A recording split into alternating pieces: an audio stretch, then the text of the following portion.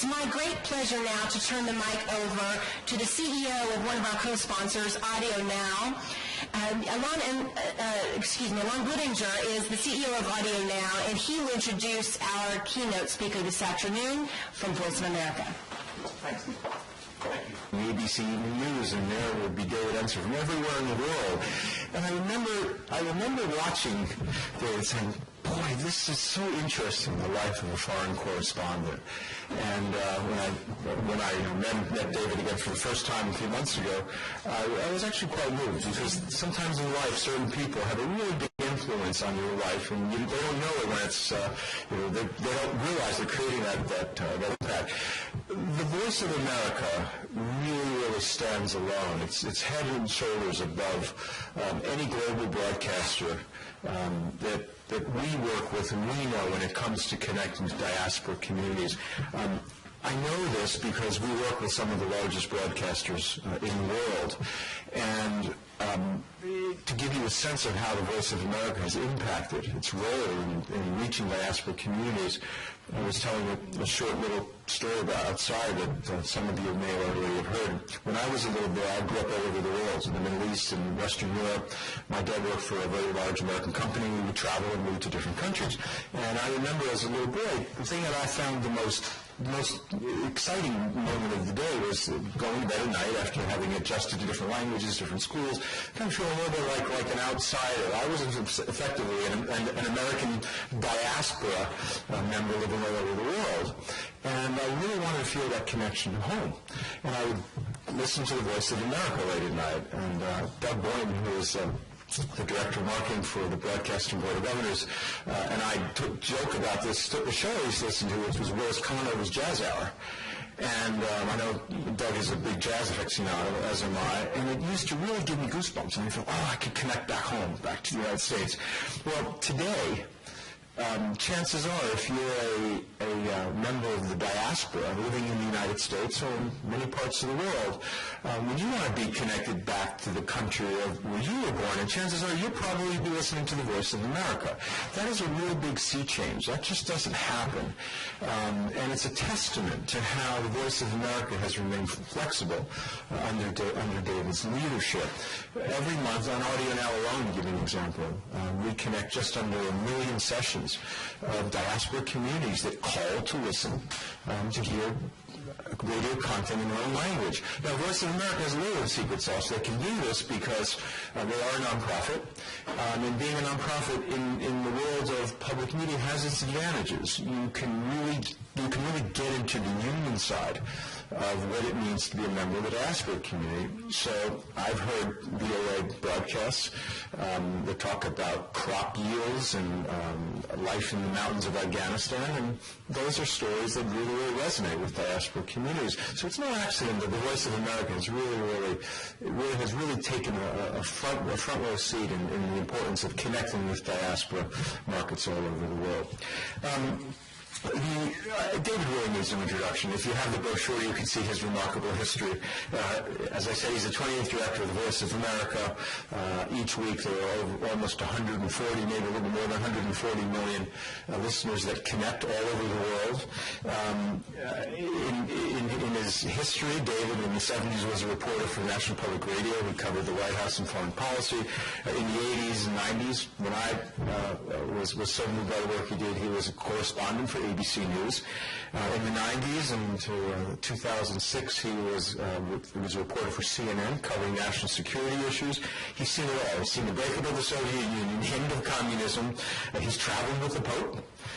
He's a seasoned war correspondent who reported on wars in Central America, Eastern Europe, Chechnya, Afghanistan, and I may be going out on a limb, but I'd say he probably speaks more languages than just about anyone in the room, and he's also a proud UC Berkeley alum, as am I. So, ladies, it's my honor to welcome David Ensor.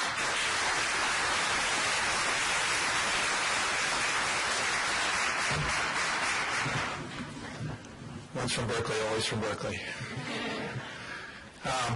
Well, let me start by saying what a pleasure it is to be here today with you all, and how much I feel at home with this kind of audience. After all, for the last 3 years now, I've had the honor to lead the Voice of America, which is probably the largest diaspora organization in the federal government. If I could transport you I can practically see the building from here. If I could transport you all over there right now, I think you'd enjoy walking in our corridors, where you would see 50 radio studios, somewhere between 12 and 15 TV studios, depending on who's counting, and more than 60 websites being run out of the building. Since we broadcast in 45 languages, the chances are pretty good that you would run into someone speaking the language your mother taught you if it isn't English. And certainly we do English as well. It's fun over there. On any given week, it's usually somebody's national day that week, and they're serving their national dish. So it's quite a good place to be for lunch, too, sometimes. One of the major challenges facing VOA, though, is ignorance in this country over what VOA really is and how effective it is. When I tell people I'm the director of the Voice of America, how do you do? Older people have a tendency to say, really? That place still exists? I thought that was a Cold War institution. And younger people say, what's that? So, but when I find that first and second generation Americans, recent immigrants to this country, you almost always know what VOA is. And many of you know firsthand, having seen or heard our broadcasts back home. Remember the story a few months ago now about the Somali boy who stowed away on the flight from California to Hawaii in the jet? Well, soon after that news broke, U.S. media outlets located the boy's father, and then were all trying to get him to give them an interview and tell them the story behind the story. He refused. And then he got a call from someone from the VOA Somali service, someone he knew back in the day, someone he trusted and listened to on the radio. He couldn't say no to him. So through the Voice of America's interview with the father, the world learned the story behind the story of this extraordinary survival adventure that this young teenage boy had. Everyone had to quote us because there was no other interview. And by the way, we checked with the boy's father again last week. I had the checking done for this so I could update you all.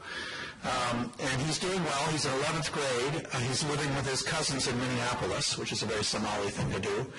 And here's a classic American twist. We asked the father for an updating interview, like, what's happening? Can we have it on camera? Let's have an interview for our service. And he said, I'd love to, but I really can't because we're doing a book and our agents told us not to do interviews till tonight. So, I think this family's going to do just fine. So they seem to get the idea here. And my point by telling that story is this. For VOA, what goes on in the diaspora communities in this country is news. It's part of the story of America that we want to share with our global audience. So Persian Americans, Chinese Americans, Nigerian, Haitian, you all know how valuable that is. For the price of about 2 F-35 fighter jets, around $200 million, VOA reaches, and actually this is an update on the 140, we now reach 164 million people a week. We've got new numbers coming out soon, which I think will show even better reach. That's a lot of bang for the buck. For less than $2 per person per year, we reach 164 plus million people.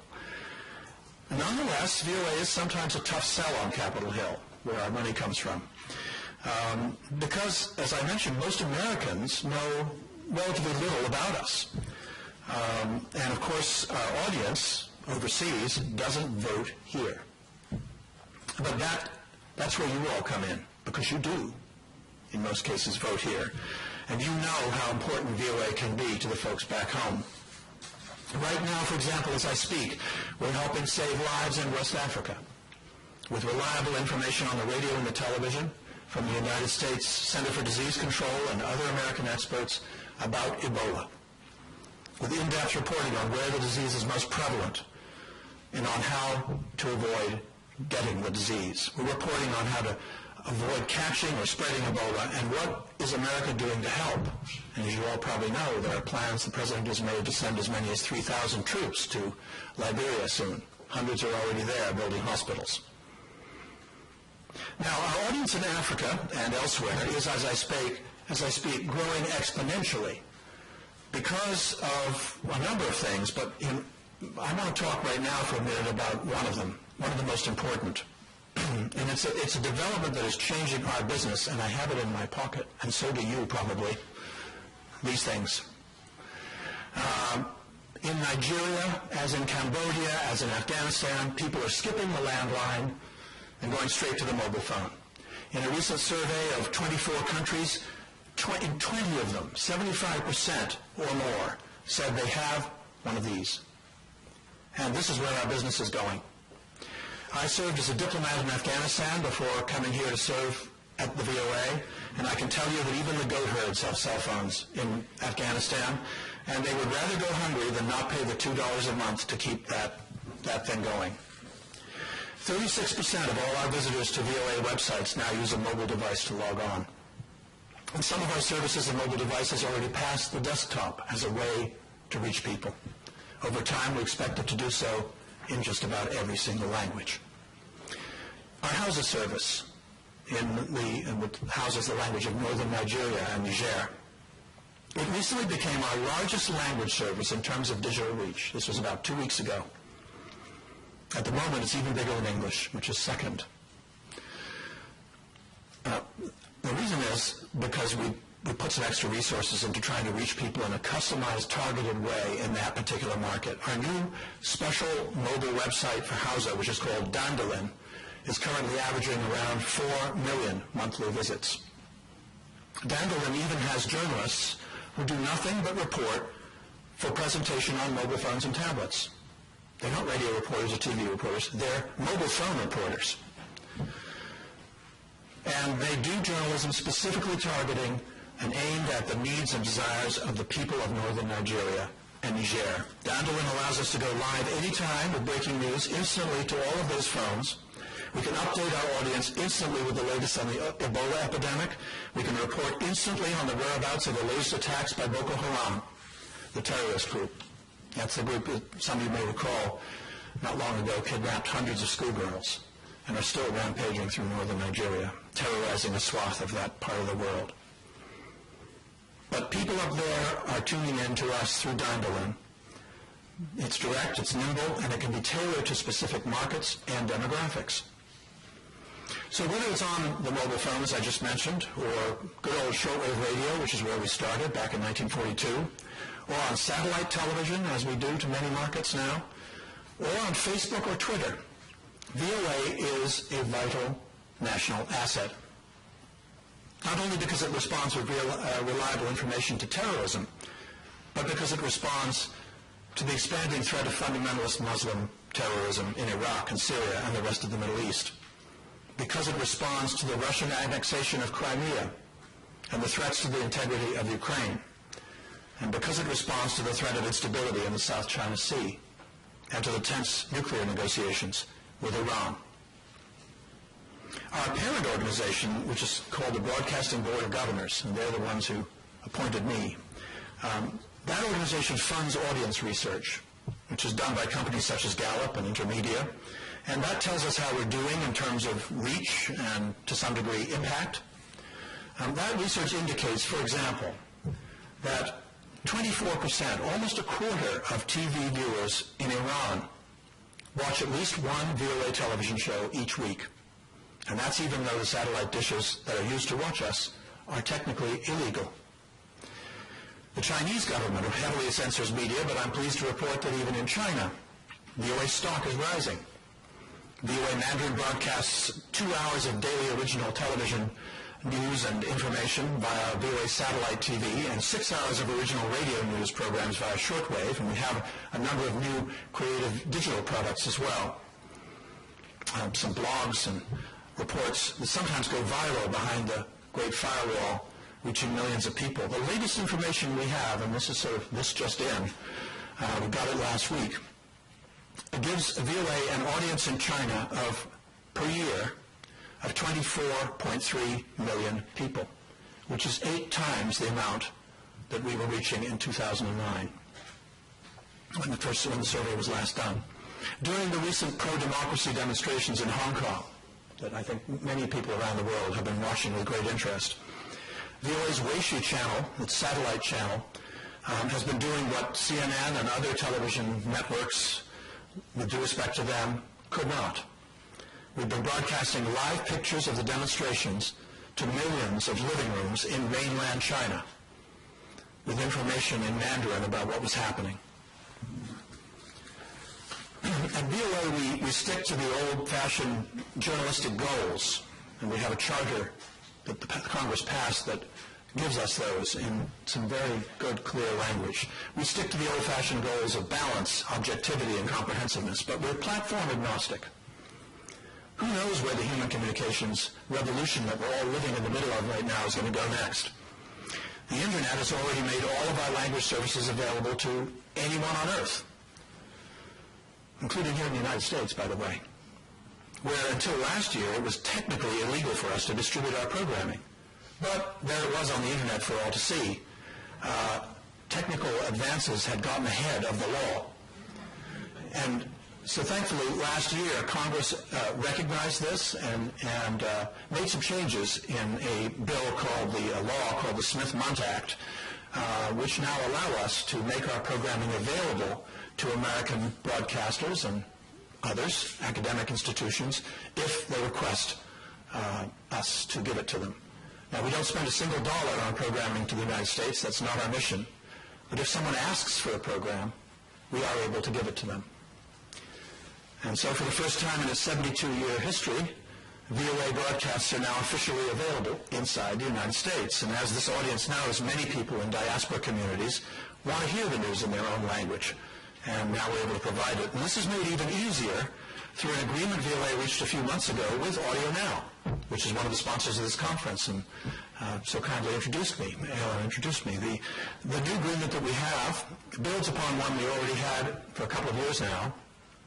It's an arrangement whereby people around the world, everywhere but until recently in the United States, can basically call a phone number, an access number provided by Audio Now to hear VOA programming.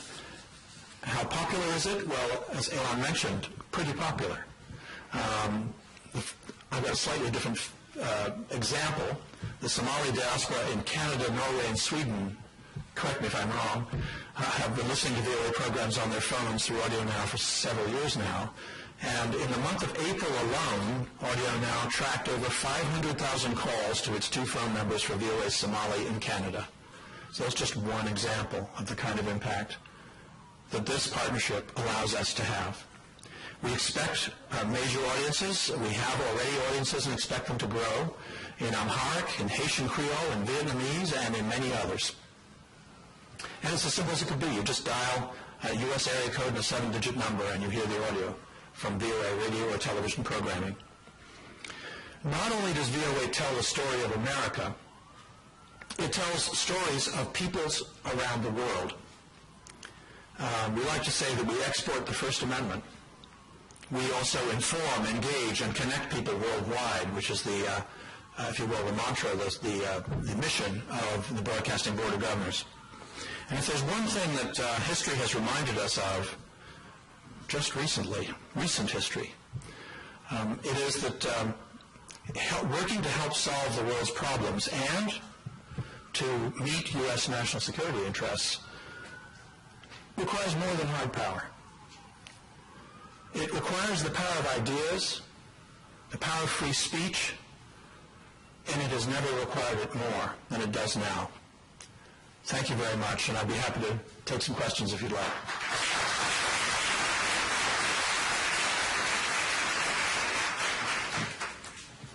Shall I just point? Please, ma'am. Yeah. Do you want to do a microphone, or I don't know how you.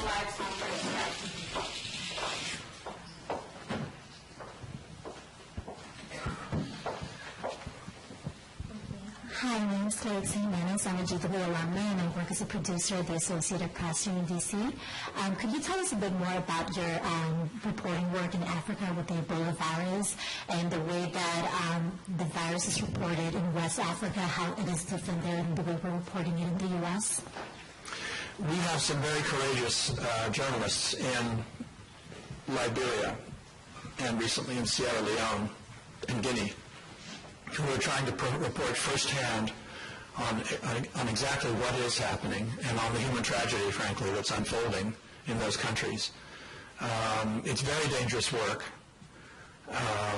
but we try to take as much care as we can, and they do as well. But it's such an important human story with so many implications that we've done some sort of frontline journalism, if you will. If you go on our website, go on voanews.com and type in Ebola and go to our Ebola page, you'll see some really striking video pieces reporting right from where the disease is in fact taking hundreds of people away each day. We are making plans to report heavily on the growing presence of Americans in the Monrovia area as the president builds up our presence there. There's already a couple of hundred people, and we've done some reporting about the first hospital that's being built, but we're going to want to be on the ground for a sustained period of months, if not years, to report on the U.S. effort to reach out. And we did one story last week, which was picked up. The BBC called me and said, could they run it? And I said, yes. Then ARD in Germany called and said, could they run it? And I said, yes. And then CCTV called and said, could they run it? And I said, yes, but you can't edit it. So some of our reporting is actually reaching beyond our audiences, which are already substantial in West Africa, and going global, if you will. We obviously have strong audiences in Africa. More than 35% of our total audience is in Africa, and much of the growth potential for VOA is probably in Africa as well. And we broadcast not just in English or French or Swahili, but also in Bambara and Sango and a variety of local languages, indigenous languages. So we reach a lot more people than some of the other international broadcasters are able to do through that means. We do public service announcements about health safety measures that people can take to try to minimize the danger to them and their families. And we're going to try to do more of that, and we're talking to the other broadcasters about how we can work together on it and try to make 2 + 2 = more than 4. So there's a lot of work going on this. This is not a short-term project or a story that will go away, I'm afraid, unfortunately. We're looking at an expanding epidemic in West Africa, and obviously, as I'm sure you're seeing in the media here, the disease is not confined to West Africa and can't be. So it's an enormous human story with global implications, and that's the way we're treating it at Voice of America. Please.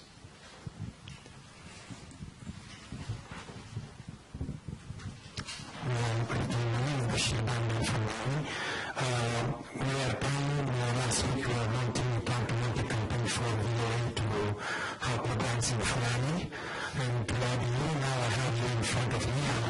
I'm putting the request here because Fulani supposedly is spoken by around 7 million Africans. And Hausa is blended to Fulani, so it's a good reach. And in Guinea, it's the dominant language, especially with Ebola. So I'm putting the request here and I'll follow up with staff. Thank you. Okay. Help me find some funds. Well, my name is Harold Isaac. I was on the panel earlier and a long-time listener of VOA in Haiti. Maybe a quick parenthesis to say that it was, I would consider it like as a beacon of light when we were like in dark times and dictatorship. A lot of people were referring to VOA to have the news from like the world when the dictatorships were trying to shut down all the free press in Haiti. Now, considering today, like if we fast forward to today, and we'll look at the shifting landscape of the diaspora here, let's say in the U.S., one thing I feel lacking personally from my standpoint is that there's no reflective media of the reality of diaspora here. There's not like a media that goes across the board. And when you said the change in the regulation that would allow you to broadcast to communities here, I feel like being a broadcaster myself, but I feel you being a broadcaster as well, without money right now, right? So despite the fact that you were looking for funds, is it something that you consider in near future that you will have programs that will be reflective of the realities of diasporas living in the U.S.? For me, what pertains to me would be the Haitian community, but I guess it would apply to the other communities as well. Well, thanks for that question. That I'm aware of, there are about a dozen radio stations in the United States that now broadcast VOA programming in Haitian Creole, and that's all come just very recently. And then, of course, there's the Audio Now audience, which is growing rapidly as well. It's a very important community for us. We've tried to serve it just as well as we could, given the funds we have.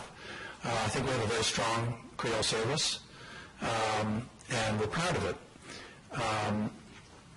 In terms of the diaspora communities writ large, not just the Haitian one, I mean, the diaspora communities are American communities, as far as we're concerned.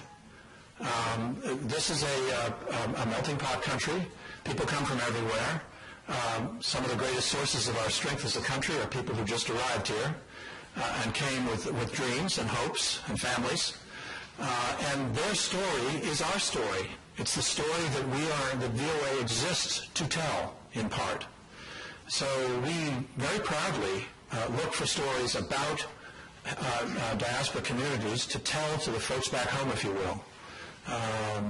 There are, for example, the division director of our Persian service is sitting here in the audience, and so I'm reminded to tell you, just by seeing Sitare, there are more than 800,000 people in the state of California alone who speak Farsi. 800,000 in one state. It tells you something about what's happening in our world, how it's changing. If you have a Farsi language service nowadays, you can't just broadcast to Iran. You can't just be talking to Iran. It's a global community that speaks Farsi, just as it is with Haitian Creole, or Amharic, or Hausa. So we increasingly see the work that we do as reaching out to a community that speaks a particular language, helping them to talk to each other, telling each other their stories. We specialize in American stories. That's kind of part of our mission. And we want folks back in Iran or in Haiti to know what's happening in the community that represents them here. And it opens up kind of a conversation. We also report on what's going on in the countries themselves. So it's very exciting work. And the nature of it is changing as the world becomes smaller and more people travel and move around. I mean, there's a substantial number of Somalis in Sweden now. Who knew? Somali Swedes, but there's a lot of them. And that's an important community now. So it's a different way. You have to think about, as a broadcaster who broadcasts in 45 languages, we have to think about the world differently. But it's very exciting. There's lots of potential for what we do. And I think it's helpful for the United States to have a broadcaster that is talking about the kind of country we are, including its imperfections, which are many. I mean, I'm just like while I'm riffing on this, I think it's very important that we be credible. And to be credible, we have to be honest, including about the flaws of our own country. That's how you build an audience. When there's an Abu Ghraib scandal, we cover it. When there's an NSA Edward Snowden story, we cover it. So we do journalism. We're not a propaganda organization. And that is what gives us the credibility that we have. And that's what has built us this enormous audience. And it's a trust to have that many people, depending on what you're saying. And we take it very seriously. We're imperfect. We make mistakes. But we try to do the very best we can.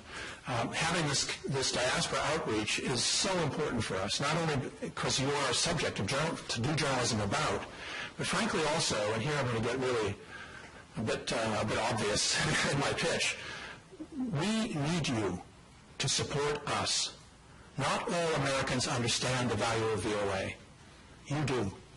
Say so. Tell people, please. Because it's not, don't assume that the current levels of spending and the current level of effort is going to go on indefinitely without clear evidence that at least some of the American people want it to. It's very important that those who know the value of VOA tell their elected representatives and their others that, I care about the Haitian service. Don't cut that service. That matters to me and my community. So I'm being a little blunt here, but frankly, this is not unimportant if you care about the relationship between our country and, for example, Haiti. Ellen. Just a quick question.